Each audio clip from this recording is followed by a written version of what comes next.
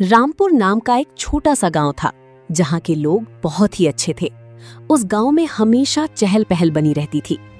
पूरे गांव में केवल एक ही ढाबा था जहां अब्दुल नाम का एक व्यक्ति चिकन करी बनाकर बेचता था।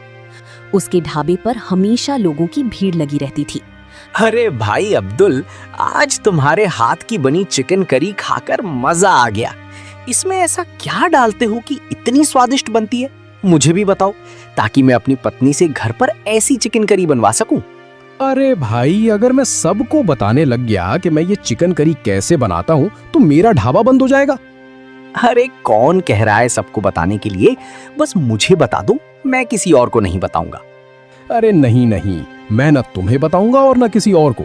और अगर तुम्हें मेरी बनाई चिकन करी इतनी पसंद है तो तुम मेरे ढाबे पे आके खा लिया करो। मैं कहीं भागा नहीं जा रहा हूँ। और तुम्हारा क्या भरोसा, कहीं तुम मेरे ढाबे के सामने अपना ढाबा खोल लो। अच्छा कोई बात नहीं, मत बताओ, लेकिन मेरे लिए 1 प्लेट चिकन करी पैक कर दो। हाँ, ये बात काम की कही तुमने। रुको, अभी पैक करके देता हूँ। अब्दुल की चिकन करी पूरे गांव में मशहूर हो चुकी थी, जिसकी वजह से अब्दुल बहुत पैसे कमाता था। लेकिन अब्दुल बहुत लालची था, जिसकी वजह से वो नई नई तरीके खोजता रहता था, जिससे वो अपनी चिकन करी को और स्वादिष्ट बना सके, ताकि उसके ढाबे पर ज्यादा से ज्यादा ग्राहक आएं। एक दिन अब्दुल अपने ढाबे पर चिकन करी बेच रहा था। तभी उसके सामने एक नया ढाबा खुलने लगा। वो ढाबा देखकर अब्दुल बहुत परेशान हो गया और खुद से कहने लगा, अरे ये क्या हो रहा है? कोई मेरे सामने चिकन करी का ढाबा खोल रहा है। ये कैसे हो सकता है? मेरे रहते ऐसा नहीं हो सकता। मैं अभी जाकर उससे बात करता हूँ। ऐसा कहकर वो उसके पास गया और बोला, तुम क्या कर रहे हो? तुम यहाँ ढाबा नहीं खोल सकते। क्या तुम्हें पता नहीं है, मेरा चिकन करी का ढाबा ठीक सामने है और अब तुम भी चिकन करी का ढाबा खोल रहे हो। हाँ मुझे पता है, और वैसे भी ये मेरा ढाबा है। यहाँ मैं कुछ भी बनाऊं, कुछ भी बेचूं, तुम्हें क्या मतलब? ये कैसे हो सकता है? मैं तुम्हें अपने सामने ढाबा नहीं खोलने दूंगा, चाहे कुछ भी हो जाए। तुम कौन होते हो मुझे रोकने वाले? और वैसे भी तुम्हें बताया तो, ये ढाबा मेरा है, तो मैं अपने ढाबे में जो भी करूं, तुम्हें क्या परेशानी है? मुझे कोई परेशानी नहीं है कि तुम कुछ भी बनाकर बेचो, लेकिन तुम चिकन करी मत बनाकर बेचो। मैं चिकन करी ही बनाऊंगा और बेचूंगा। अगर रोक सकते हो तो रोक कर दिखाओ। वैसे भी इतने बड़े गांव में तुम्हारा अकेले का ही ढाबा है। अगर मैं भी एक ढाबा खोल लूंगा तो तुम्हारा क्या नुकसान है? तुम्हारे ग्राहक तो तुम्हारे पास ही आएंगे ना। नहीं, मेरे ग्राहक तुम्हारे पास भी चले आएंगे। मैं जानता हूँ गांव में नया ढाबा देखकर सब तुम्हारे पास आएंगे, और मैं ऐसा नहीं होने दूंगा। तुम कैसी बातें कर रहे हो? क्या तुम्हारा दिमाग खराब हो गया है? और इसी बात पर दोनों में झगड़ा शुरू हो गया। मामला गांव के मुखिया तक पहुंच गया। तब मुखिया ने कहा, क्या हुआ अब्दुल, तुम क्यों झगड़ रहे हो? मुखिया जी, आप जानते हैं मेरा ढाबा इस गांव में बहुत पुराना है। फिर ये मेरे सामने चिकन करी का ढाबा कैसे खोल सकता है? इससे मेरे ढाबे पर असर पड़ेगा। अरे अब्दुल, कुछ नहीं होगा। और वैसे भी इस गांव में तुम्हारा अकेले का चिकन करी का ढाबा है। अगर ये भी ढाबा खोल लेगा तो थोड़ा बहुत ये भी कमा लेगा। और सब स्वाद पर निर्भर करता है। जिसकी चिकन करी स्वादिष्ट होगी वो ही ज्यादा कमाएगा। अगर तुम्हारी चिकन करी अच्छी है तो तुम कमाओगे, और अगर किशन की चिकन करी अच्छी है तो ये कमाएगा। आप बिल्कुल सही कह रहे हैं मुखिया जी। मैंने भी इसे बहुत समझाने की कोशिश की, लेकिन ये समझ ही नहीं रहा। ये सुनकर अब्दुल चुप हो गया। इसके बाद वो वहां से चला गया और उस आदमी ने अपना ढाबा खोल लिया। उस आदमी का नाम किशन था। उधर अब्दुल बहुत परेशान हो गया। वो अपने ढाबे पर आया और खुद से कहने लगा, अगर मैंने जल्दी ही इस किशन के बारे में कुछ नहीं किया तो ये मेरे सारे ग्राहकों को अपनी तरफ कर लेगा और मैं अपने ढाबे पर बैठा रह जाऊंगा। मैं इसका ढाबा किसी भी कीमत पर नहीं चलने दूंगा। इसके लिए मुझे कुछ भी करना पड़े। अब अब्दुल ने तय किया कि वो अपनी चिकन करी की कीमत कम करेगा, चाहे उसे नुकसान ही क्यों ना उठाना पड़े।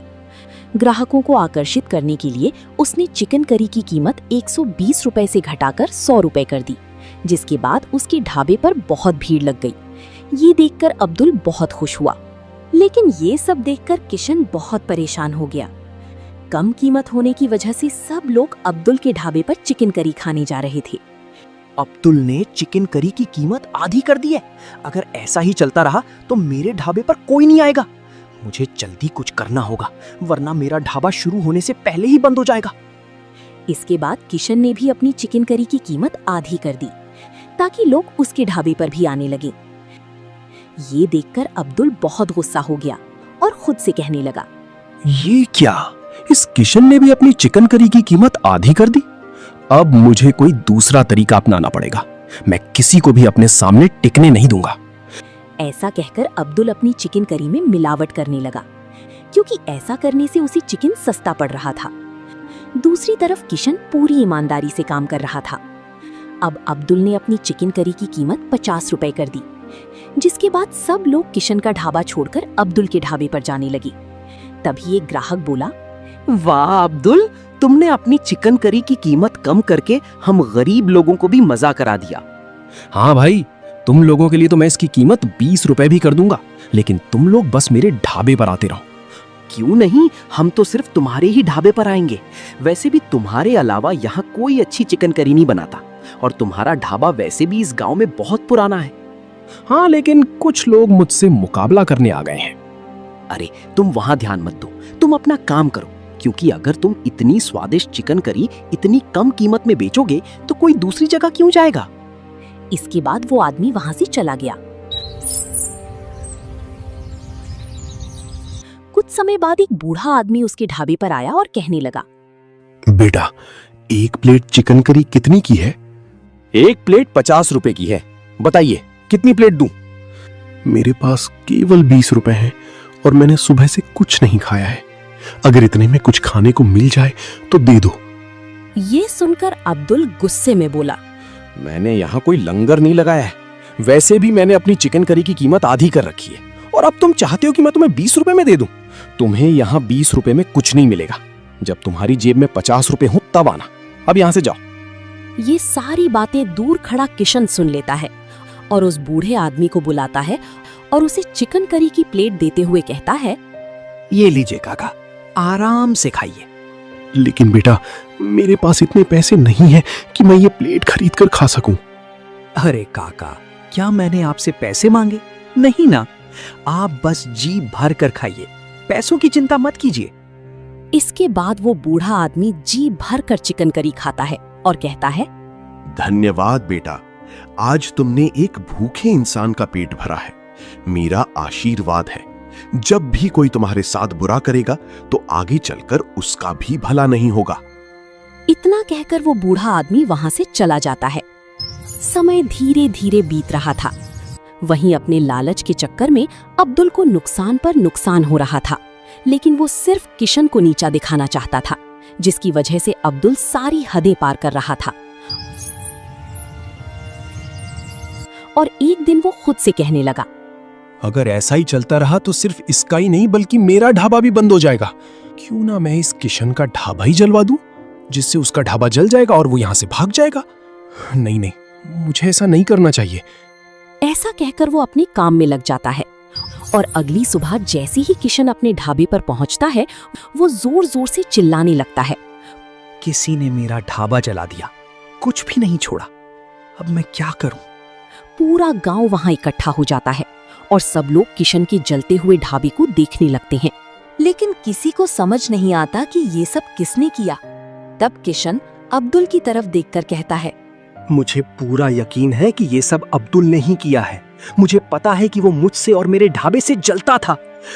मैं ऐसा क्यों करूंगा? मैं तुमसे क्यों जलूंगा? हाँ, तुमने मेरे सामने अपना ढाबा खोला है, लेकिन इसका मतलब ये नहीं कि मैं तुम्हारा ढाबा जलवा दूंगा। मेरा भी एक ढाबा है और मुझे पता है कि एक ढाबा चलाने वाला अपने ढाबे से कितना प्यार करता है। हाँ भाई, अब्दुल बिल्कुल सही कह रहा है। अब्दुल को यहाँ ढाबा चलाते हुए बहुत समय हो गया है। अब्दुल ऐसा कभी नहीं कर सकता। मुझे पूरा यकीन है, जरूर किसी और ने तुम्हारा ढाबा जलाया है। मुझे कुछ समझ नहीं आ रहा, मैं बर्बाद हो गया, लुट गया मैं तो। अब मैं क्या करूं?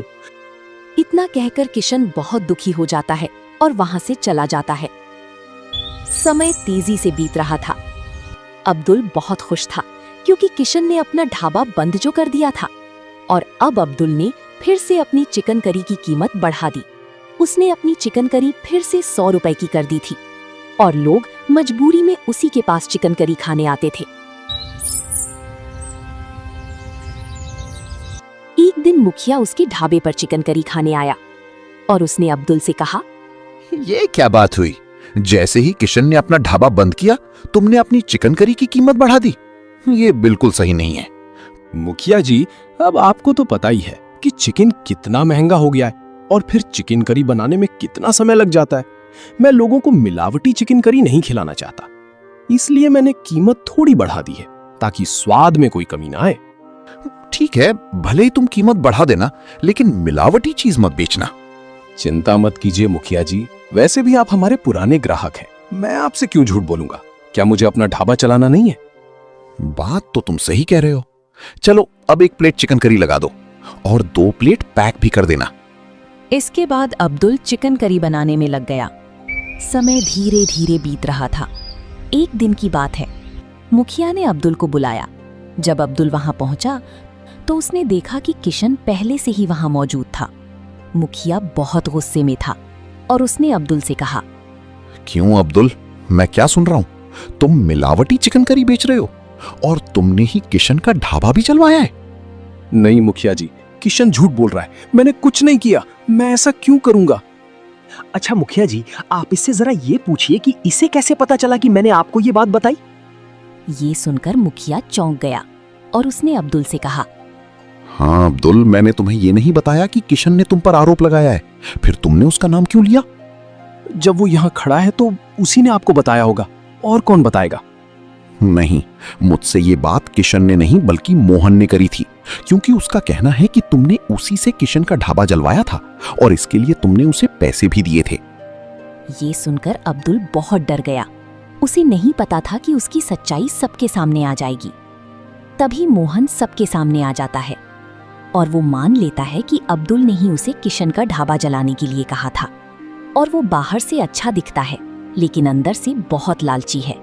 ये सुनकर किशन ने मुखिया से कहा, मुखिया जी, मैंने आपको पहले ही बताया था कि मेरे ढाबे को जलाने में अब्दुल का ही हाथ है। लेकिन आपने मेरी बात पर विश्वास नहीं किया। लेकिन किसी ने सच ही कहा है, चाहे आप सच को कितना भी छुपा लो, लेकिन एक दिन वो सबके सामने आ ही जाता है। अब सच सच बताओ, तुमने किशन का ढाबा क्यों जलवाया? और इतने दिनों से तुम लोगों को मिलावटी चिकन करी खिला रहे थे। मैंने तुमसे उस दिन भी कहा था, लेकिन तुमने मुझे उस दिन अपनी मीठी मीठी बातें करके फंसा लिया। मुझे माफ कर दीजिए मुखिया जी, मैं लालच में अंधा हो गया था। मैं नहीं चाहता था कि कोई मेरे सामने अपना कारोबार खड़ा करे, इसलिए मैंने ये सब किया। मैंने जैसे तैसे तो अपने ढाबे को यहाँ तक पहुँचाया था, और कोई मेरे सामने आकर उसे ऐसे खराब कर जाए, ये मुझे बर्दाश्त नहीं हो पा रहा था। अच्छा, तो तुम इसके लिए इतना सब करोगे? तुमने बहुत बड़ा अपराध किया है। तुमने ना सिर्फ किशन का ढाबा जलवाया बल्कि हमारी सेहत के साथ भी खिलवाड़ किया है। अब तुम्हें इसकी सजा मिलेगी। मुझे माफ कर दीजिए मुखिया जी, और किशन, तुम भी मुझे माफ कर दो। लालच में आकर मुझसे बहुत बड़ी गलती हो गई। मुखिया जी, किशन का जो भी नुकसान है मैं वो भरने के लिए तैयार हूं। वो तो तुम्हें भरना ही पड़ेगा, और तुम मेरे अगले आदेश तक अपना ढाबा भी नहीं खोल पाओगे। और हां, अगर फिर से मिलावट करने की सोची तो मुझसे बुरा कोई नहीं होगा। देखा तुमने अपने लालच में आकर खुद का ही नुकसान कर लिया। अगर तुम इतने लालची नहीं होते तो आज तुम्हें इतनी शर्मिंदगी नहीं उठानी पड़ती।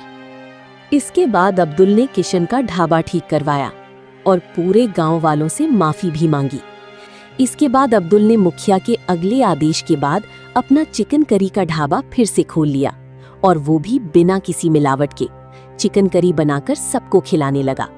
तो दोस्तों, कमेंट करके बताइए कि आपको ये कहानी कैसी लगी, और ऐसी ही कहानियां देखने के लिए वीडियो को लाइक करें और चैनल को सब्सक्राइब करें।